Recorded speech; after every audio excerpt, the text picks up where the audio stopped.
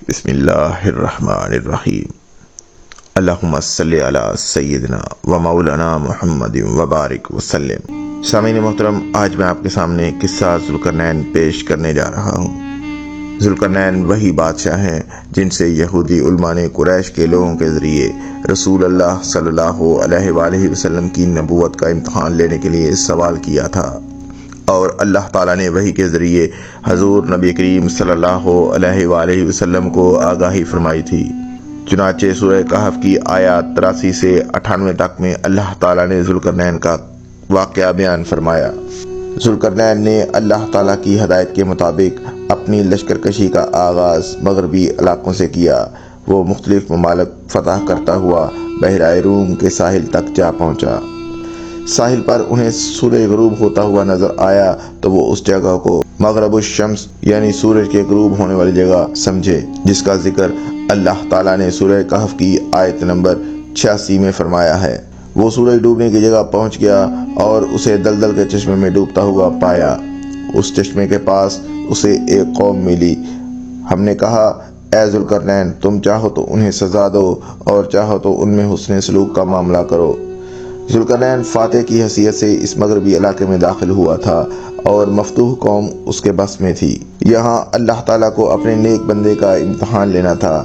چنانچہ فرما دیا کہ یہ مفتوح قوم اب تیرے آگے بے بس ہے، تو چاہے تو ان سب کو قتل کر دے اور چاہے تو ان کے ساتھ حسن سلوک کا معاملہ کر۔ لیکن ذوالقرنین بھی اللہ کے برگزیدہ بندے تھے، وہ ظلم و زیادتی یا بلا وجہ خون خرابہ کیوں کرتے؟ چنانچہ انہوں نے اس قوم کے ساتھ حسن سلوک کا معاملہ کیا۔ مغربی مہم سے فارغ ہونے کے بعد ذوالقرنین نے مشرقی علاقوں کی جانب پیش قدمی کا منصوبہ بنایا اور ملک فتح کرتا ہوا مشرق کی جانب سورج طلوع ہونے کے مقام تک پہنچ گیا۔ اس مہم کے سلسلے میں تاریخی طور پر مکران کے علاقے تک ذوالقرنین کی پیش قدمی ثابت ہے۔ یہاں اس نے ایسی وحشی قوم دیکھی جو دھوپ سے بچنے کے لیے کوئی بندوبست نہ کرتے تھے، نہ مکان نہ خیمہ، یہاں تک کہ لباس وغیرہ کے استعمال سے بھی واقف نہ تھے۔ مشرقی علاقوں کی مکمل فتح کے بعد ذوالقرنین نے ان کے ساتھ وہی معاملہ کیا جو مغربی قوم کے ساتھ کیا تھا۔ ذوالقرنین نے منتہائی مغرب اور پھر منتہائی مشرق تک کے علاقے فتح کرنے کے بعد ایک اور جانب سفر کا قصد کیا۔ یہ سفر شمال کے کوہستانی سلسلوں کی جانب تھا، یہاں تک کہ وہ 2 پہاڑی سلسلوں تک جا پہنچا، جس کے داہنی جانب مشرق میں بحیرہ کیسپیئن تھا اور دوسری طرف مغرب میں بحیرہ اسود۔ ان دونوں سمندروں کے ساحلوں کے ساتھ ساتھ 2 پہاڑی سلسلے چلتے ہیں، اور انہی شمالی پہاڑی سلسلوں کی درمیانی گزرگاہ سے وحشی قبائل یاجوج ماجوج اس علاقے پر حملہ آور ہوتے تھے۔ یہ غیر متمدن لوگ ذوالقرنین کی زبان سمجھنے سے قاصر تھے، تو اسی طرح ذوالقرنین اور اس کا لشکر بھی ان لوگوں کی زبان سے نا آشنا تھا۔ یہاں کے رہنے والے یاجوج ماجوج کے وحشیانہ طرز عمل سے بہت زیادہ جانی نقصان اٹھا چکے تھے۔ وہ ہر وقت ڈر اور خوف کے عالم میں رہتے تھے۔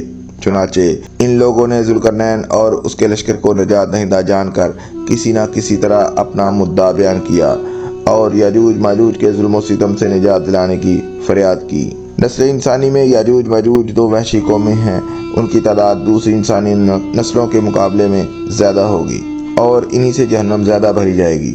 سورہ کہف میں اللہ تعالیٰ فرماتا ہے کہ انہوں نے کہا، اے ذوالقرنین، یاجوج ماجوج اس ملک میں بڑے فسادی ہیں، تو کیا ہم آپ کے لیے کچھ خرچ کا انتظام کریں اس شرط پر کہ آپ ہمارے اور ان کے درمیان ایک دیوار بنا دیں گے؟ اس پر ذوالقرنین نے کہا، میرے اختیار میں میرے پروردگار نے جو دے رکھا ہے وہی بہتر ہے، البتہ تم میری مدد قوت و طاقت کے ذریعے کرو، میں تمہارے اور ان کے درمیان ایک مضبوط اوٹ بنا دوں گا۔ مجھے لوہے کی بڑی بڑی چادریں لا دو، یہاں تک کہ جب ان دونوں پہاڑوں کے درمیان دیوار برابر کر دی تو حکم دیا کہ آگ تیز جلاؤ، یہاں تک کہ لوہے کی چادریں تیز آگ سے سرخ ہو گئیں تاکہ اس پر پگھلا کر ڈال دوں۔ پس تو ان میں اس دیوار کے اوپر چڑھنے کی طاقت نہ رہی اور نہ یہ طاقت رہی کہ اس میں سوراخ کر سکیں۔ اگرچہ یہ دیوار بڑی مضبوط اور انتہائی بلند بنا دی گئی، جس پر چڑھ کر پارس میں سوراخ کر کے یاجوج ماجوج کا دوسری انسانی آبادیوں کی جانب آنا جانا ناممکن ہو گیا، لیکن جس دن اللہ تعالیٰ کا حکم آ گیا تو وہ اسے ریزہ ریزہ کر ڈالیں گے۔ اللہ کے وعدے کے مطابق قیامت کے قریب یاجوج ماجوج کا ظہور ہوگا۔ حدیث مبارکہ صلی اللہ علیہ وآلہ وسلم ہے کہ یاجوج ماجوج ہر روز اس دیوار کو کھودتے ہیں اور پھر کل کے لیے چھوڑ دیتے ہیں۔ لیکن جب اللہ کی مشیت ان کے خروج کی ہوگی تو پھر وہ کہیں گے کہ کل انشاءاللہ اس کو کھود دیں گے، اور پھر دوسرے دن وہ اس سے نکلنے میں کامیاب ہو جائیں گے اور زمین میں اس قدر فساد پھیلائیں گے کہ لوگ قلعہ بند ہو جائیں گے۔ یہ آسمانوں پر تیر پھینکیں گے جو خون آلود لوٹیں گے۔ بالآخر اللہ تعالیٰ ان کی گدیوں میں ایسا کیڑا پیدا فرما دے گا جس سے ان کی موت واقع ہو جائے گی۔ سامعین محترم، قصہ ذوالقرنین آپ نے سنا۔